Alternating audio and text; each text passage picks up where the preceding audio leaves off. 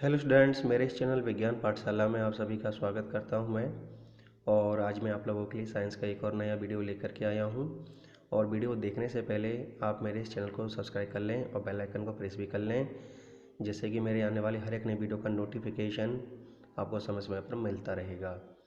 तो हम चलते हैं पहले क्वेश्चन की ओर कि वनोन्मूलन से होती है। स्टूडेंट्स, चार ऑप्शन है यहाँ पर कि वनोन्मूलन से क्या होता है। ए, ऑक्सीजन में वृद्धि होती है। बी, कार्बन डाइऑक्साइड में वृद्धि होती है। सी, नाइट्रोजन में वृद्धि होती है। और डी, कार्बन डाइऑक्साइड में कमी होती है। तो सही आंसर आप नोट डाउन कर लें, क्योंकि अब हम आंसर देखने वाले हैं। इसका सही आंसर स्टूडेंट्स बी कि कार्बन डाइऑक्साइड में वृद्धि होती है। तो स्टूडेंट्स इस चीज़ को ध्यान में रखें कि वनोन्मूलन से कार्बन डाइऑक्साइड में क्या होती है स्टूडेंट्स, वृद्धि होती है। इस चीज़ को ध्यान में रखें आप। चलते हैं हम अगले क्वेश्चन की ओर कि चांदी के गहनों पर जमा सोने की एक पतली परत को कहा जाता है। तो उस परत को क्या बोला जाता है स्टूडेंट्स। यहाँ चार ऑप्शन दिए गए हैं। स्टर्लिंग चांदी, बी, रजत मंडित, सी, रेडियम लेपित और डी, स्वर्ण लेपित। तो सही आंसर आप नोट डाउन कर लें, क्योंकि अब हम आंसर देखने वाले हैं। इसका सही आंसर स्टूडेंट्स डी, स्वर्ण लेपित। तो इस चीज़ को ध्यान में रखें कि चांदी के गहनों पर जमा सोने की पतली परत को स्टूडेंट्स स्वर्ण लेपित कहा जाता है। तो चलते हम अगले क्वेश्चन की ओर कि फलों के रस खुले में रखने पर कड़वे हो जाते हैं क्योंकि। तो इसका कारण हमें देखना है। इन चार ऑप्शन में से वो कारण क्या है, सही कारण हमें देखना है। ए ऑप्शन है उनमें एंजाइम मौजूद होते हैं। बी, कमरे के तापमान पर रस का ऑक्सीकरण होता है। सी, हवा में सूक्ष्मजीव उपस्थित होते हैं। और डी, किण्वन खमीर कोशिकाओं द्वारा होता है।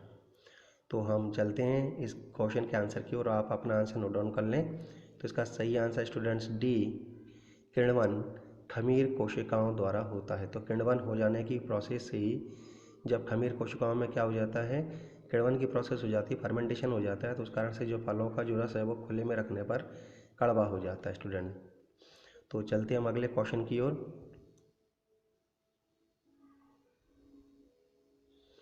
कि कक्षा की आकृति जिसमें धूमकेतु सूर्य के चारों ओर घूमता है होती है। तो वो कक्षा की आकृति कैसी होती है स्टूडेंट्स, जिसमें धूमकेतु जो है वो सूर्य के चारों ओर घूमता है। तो ए ऑप्शन है वृत्ताकार, बी अर्धवृत्ताकार, सी परवलयिक और डी उच्च रूप से दीर्घ वृत्ताकार। तो इसका सही आंसर अब हम देखने वाले हैं। तो इसका सही आंसर स्टूडेंट्स डी, उच्च रूप से दीर्घ वृत्ताकार। तो इस चीज़ को ध्यान में रखें कि स्टूडेंट्स कक्षा की आकृति जिसमें धूमकेतु सूर्य के चारों ओर घूमता है वो कक्षा की आकृति होती है उच्च रूप से दीर्घ वृत्ताकार स्टूडेंट्स। तो चलते हम अगले क्वेश्चन की ओर कि धारा प्रवाहित होने वाले तार के निकट रखी हुई चुंबकीय कंपास की सुई विचलन दर्शाती है। यहाँ प्रदर्शित विद्युत धारा का प्रभाव निम्न है। यानी जो चुंबकीय कंपास की जो सुई है उसमें विचलन हो रहा है, तो वो किस कारण से हो रहा है। तो उस प्रभाव को हमें यहाँ पर आंसर के तौर पर उसे सिलेक्ट करना है कि वो कौन सा प्रभाव है। ए, विद्युत धारा का रासायनिक प्रभाव है। बी, विद्युत धारा का ऊष्मीय प्रभाव है। सी, विद्युत धारा का चुंबकीय प्रभाव है। और डी, विद्युत धारा का यांत्रिक प्रभाव है। तो सही आंसर आप नोट डाउन कर लें, क्योंकि अब हम आंसर देखने वाले हैं। इसका सही आंसर स्टूडेंट सी, विद्युत धारा का चुंबकीय प्रभाव। तो इस चीज़ को ध्यान में रखें कि जब धारा प्रवाहित होने वाले तार के निकट जब कोई चुंबकीय कंपास रखा जाता है तो उसकी जो सुई होती है स्टूडेंट्स, तो सुई में क्या होने लगता है, विचलन होने लगता है। और ये विचलन होता है स्टूडेंट्स विद्युत धारा के चुंबकीय प्रभाव के कारण स्टूडेंट्स। तो चलते हैं हम अगले क्वेश्चन की ओर कि खाद्य श्रृंखला सदैव के साथ आरंभ होती है। कि जो खाद्य श्रृंखला होती है वो सदैव के साथ प्रारंभ होती है। मतलब किसके साथ प्रारंभ होती है, मतलब किससे प्रारंभ होती है। ए, नाइट्रोजन निर्धारण, बी, प्रकाश संश्लेषण, सी, क्षय और डी, श्वसन। तो सही आंसर आप नोट डाउन कर लें, क्योंकि अब हम आंसर देखेंगे। तो इसका सही आंसर स्टूडेंट्स बी, प्रकाश संश्लेषण। तो इस चीज़ को ध्यान में रखें कि सदैव देखा जाए तो जो खाद्य श्रृंखला होती है वो सदैव स्टूडेंट्स प्रकाश संश्लेषण के साथ क्या होती है, प्रारंभ होती है स्टूडेंट्स। कोई भी जो खाक श्रृंखला होती है वो प्रकाश संश्लेषण के साथ ही आरंभ होती है। तो चलते हैं हम अगले क्वेश्चन की ओर।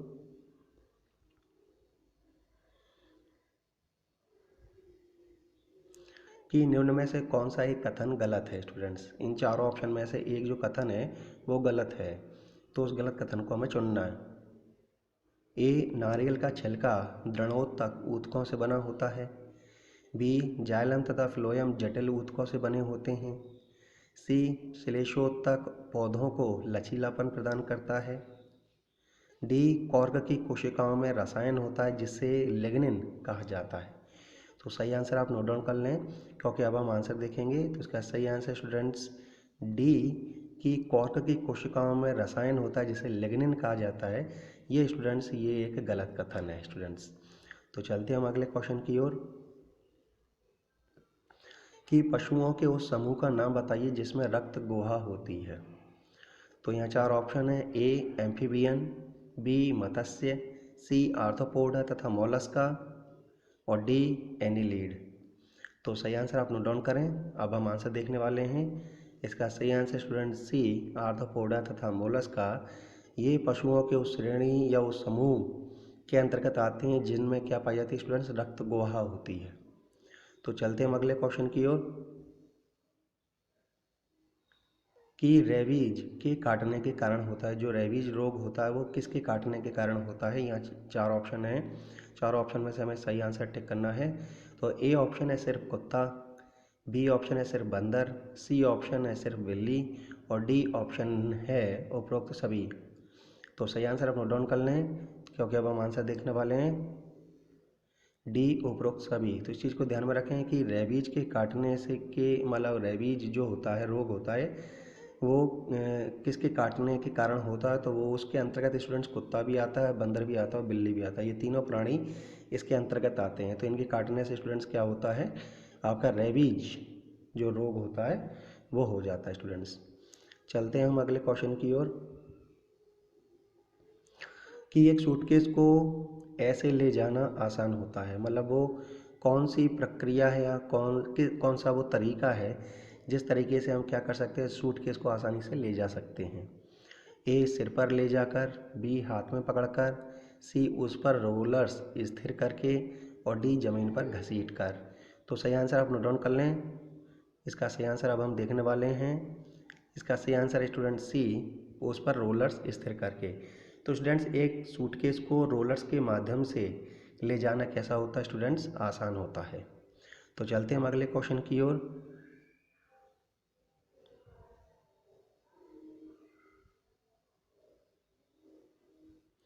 कि जड़ शीर्ष और प्ररोह शीर्ष में कोशिकाएं विभाज्योतिकी कहलाती हैं क्योंकि। ए ऑप्शन है पेयजल और भोजन के प्रवाहकत्व में सहायता करती हैं और सेकंड ऑप्शन है बी, वे विभिन्न पौधों के भागों में अंतर करती हैं। सी, वे पौधों को आधार प्रदान करती हैं। डी, वे नई कोशिकाओं का निर्माण करने हेतु विभाजित होती रहती हैं। तो सही आंसर आप नोट डाउन कर लें, क्योंकि अब हम आंसर देखने वाले हैं।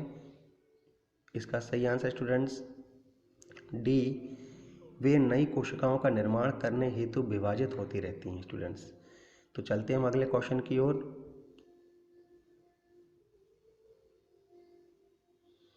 कि जब जल बर्फ में बदल जाता है तो निम्नलिखित में कौन सत्य है, मतलब इन चारों कथनों में से कौन सा जो कथन है वो सत्य है जब जल बर्फ में बदल जाता है स्टूडेंट। ए, इसकी अवस्था द्रव से ठोस में परिवर्तित हो जाती है। बी, यह गंध बदलता है। सी, यह स्वाद में परिवर्तित नहीं होता है। डी, परिवर्तन उत्क्रमित हो जाता है या हो सकता है। तो सही आंसर आप नोट डाउन करें। उससे पहले मैं आपको और भी ऑप्शन बता दूं। यहाँ पर चार ऑप्शन दिए गए हैं कि ए ऑप्शन है केवल पहला, दूसरा और चौथा कथन वो सत्य है। बी ऑप्शन में दिखाया गया कि केवल दूसरा और तीसरा कथन सत्य है। सी ऑप्शन में पहला और चौथा कथन बताया गया है कि वो सत्य है और डी, केवल पहला और दूसरा कथन सत्य है। तो स्टूडेंट्स आप अपना आंसर नोट डाउन कर लें, क्योंकि अब हम आंसर देखने वाले हैं। इसका सही आंसर स्टूडेंट्स ए, केवल पहला, दूसरा और चौथा जो कथन दिया गया है वो सत्य है स्टूडेंट्स। तो यहाँ पर आप देख लें कि पहला कथन है कि इसकी अवस्था द्रव से ठोस में परिवर्तित हो जाती है, ये सत्य है। दूसरा जो कथन है यहाँ पर, यह गंध बदलता है, ये भी सत्य है। और चौथा है कि परिवर्तन उत्क्रमित हो सकता है, ठीक है ना। तो ये चौथा ऑप्शन ये है। तो ये 3 ऑप्शन कैसे हैं स्टूडेंट्स, सत्य हैं। चलते हैं हम अगले क्वेश्चन की ओर। निम्न जीवों में से किस एक में बाह्य निषेचन होता है? तो स्टूडेंट्स यहाँ 4 ऑप्शन दिए गए हैं। ए बिल्ली, बी मेंढक, सी मुर्गी, डी बकरी। तो सही आंसर आप नोट डाउन कर लें, क्योंकि अब हम आंसर देखने वाले हैं। इसका आंसर है बी मेंढक। तो इस चीज़ को ध्यान में रखें कि जो मेंढक होता है स्टूडेंट्स, उसमें बाह्य निषेचन होता है। इस चीज़ को आप ध्यान में रखें। तो स्टूडेंट्स आज का ये वीडियो आपको कैसा लगा, और आज का वीडियो जैसा भी आपको लगा हो, आप अपने कमेंट जरूर कमेंट बॉक्स में लिख करके मुझे बता सकते हैं। आज का वीडियो देखने के लिए आपका बहुत बहुत धन्यवाद। नेक्स्ट वीडियो का आप लोग इंतज़ार कीजिए। तब तक के लिए thank you. Have a nice day.